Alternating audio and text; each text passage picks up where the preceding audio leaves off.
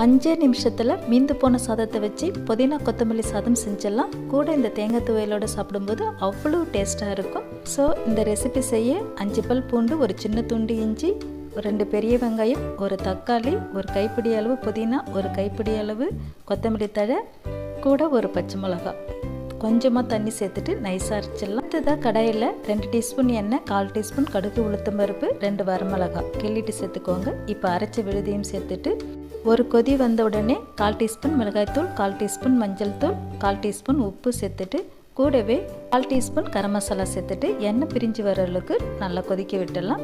இந்த அளவுக்கு வந்த பிறகு 1/2 கப் சாதத்துக்கு தேவையான அளவு உப்பு, பொடியை நறுக்கின கொத்தமல்லி தழை சேர்த்துட்டு மசாலா சாதத்தை நல்லா கலந்துக்கோங்க. மீந்து போன சாதத்தில் எப்படி சூப்பராக புதினா கொத்தமல்லி சாதம் ரெடி ஆகிடுச்சா?